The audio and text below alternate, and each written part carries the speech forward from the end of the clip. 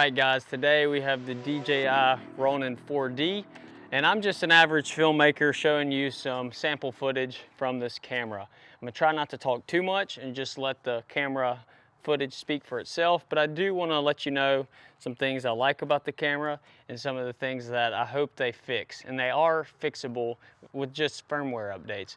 But for this camera right now, on the sensor here, it's kind of, you can't really say on the camera because it's here's the camera, here's the sensor. On the sensor, we have mounted the Sony 24mm 1.4. I just got this lens in. I don't have really a lot of good sample footage, so we're going to try to do that real quick this afternoon. Sun's going down, but it's great lighting for the 1.4. And I have the DJI 50mm, which is what primarily all of those shots you saw in the intro were shot on, was this 50mm 2.8. Then right here I have the little bitty Laowa 9mm. This is an aps-c lens, so you have to put it in the Super 35 mode here on the DJI, but it looks so dreamy. It looks like a FPV drone's flying around or something. It's a very unique look. I think this is a good lineup, having a super wide, a 50mm for your up close and tight shots, and then a 24 is just, you know, that average run and gun. You're not gonna really miss anything because it's just wide enough, but not quite as cinematic as the 50. That's my take on it. We're having a little bit of autofocus issues. The 50mm, you slap this thing on straight out of the box, it works flawlessly. So far with the E-mount, a little tricky. I'll show you some footage of the 24mm right now.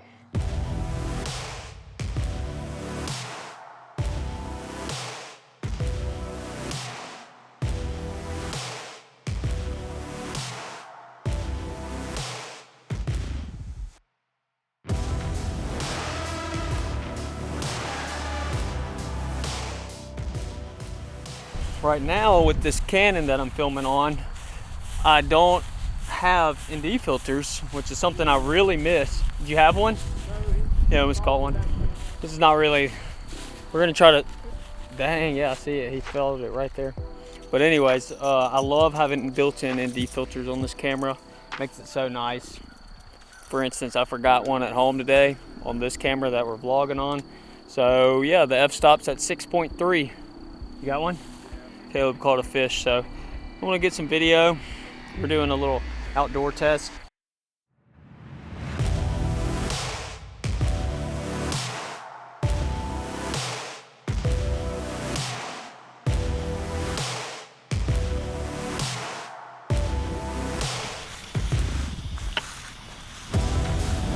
All right, Caleb's got a fish.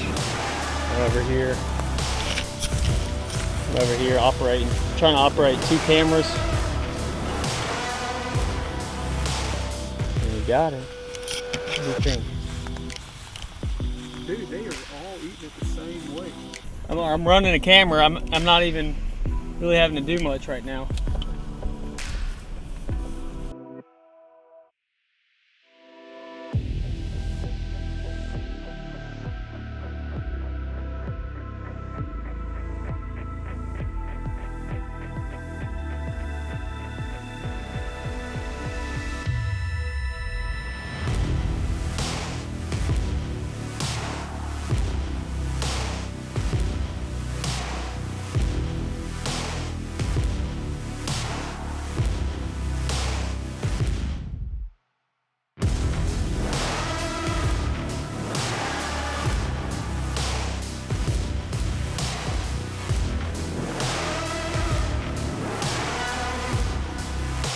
Alright, so this time we're going to track the headlight. I think tracking the whole thing with that dark silhouette of the trees is hard for it, so we're going to track the headlight, see how that does.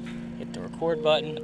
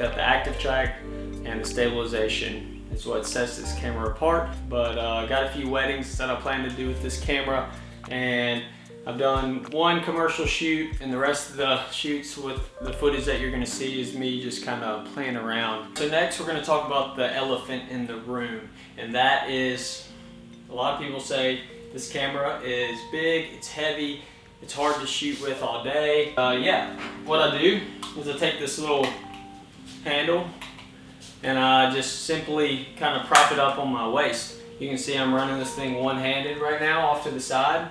I can run it with, if I had a belt on it'd be easier, which I always shoot with a belt. I'm running it with 2 fingers right now because all the weight is on my body and not my arms, and that's made it super easy to kind of give your arms a break. Because yeah, this camera weighs like 10 pounds and gets kind of heavy, but I'm used to, in the past, running rigs like this, big old lollipop, top heavy, kind of awkward. You know, you feel like you're doing curls all day when you're trying to get that jib style shot. You're sitting here all day just kind of, you know, doing little movements, and it's a workout. I've shot with this thing on wedding days for, you know, 10 hours non-stop, like hardly, you know, you might take a 5-minute break every now and then, but the rest of the time you're looking for shots. While I will point this out, can be good, but you always got to remember, and I just got the camera, so I'm loving being able to use the active track and move around, and it's just so cool. But you got to also remember sometimes just not use the active track and let the subject move through the frame.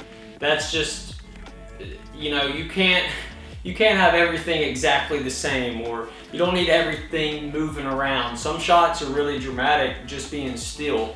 And I noticed that when I went out and shot with this thing the first time, every shot I had was just moving around, you know.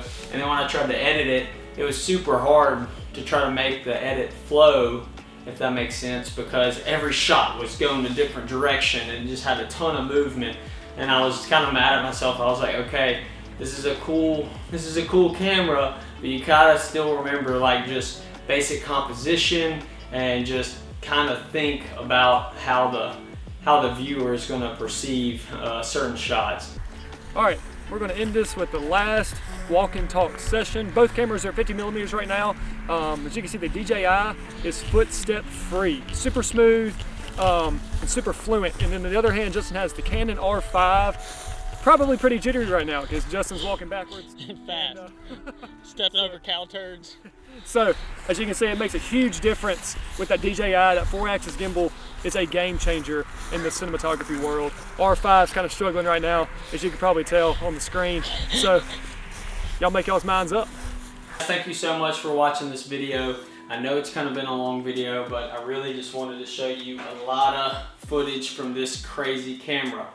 It's definitely one of a kind, and I think it is a true game changer when it comes to run and gun filmmaking for videos like myself. You know, I'm not at the level where I have, you know, actors or like, you know, multiple times to run a scene back. A lot of times what's happening is all that there is to get. For instance, weddings. For instance, you know, when you show up to shoot, you know, those lemonade stands and stuff, like with just the general public. I'm videoing the general public. I mean, a few times you assist them to, hey, can you please do that again? They might not want to, and you don't get that shot again. So yeah, I just have to get it the first time, make sure it's good, true run and gun filmmaking, and this camera has been awesome for that.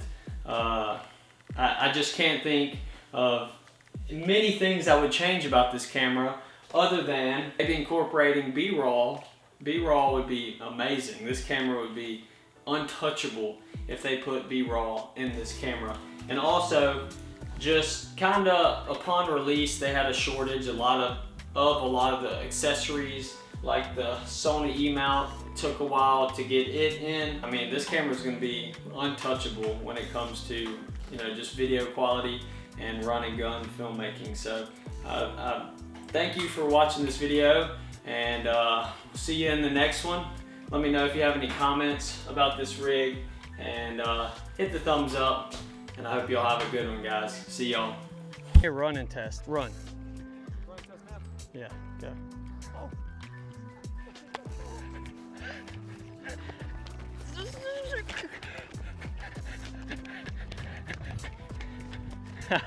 Got it, boy. So smooth. I don't see how it does that.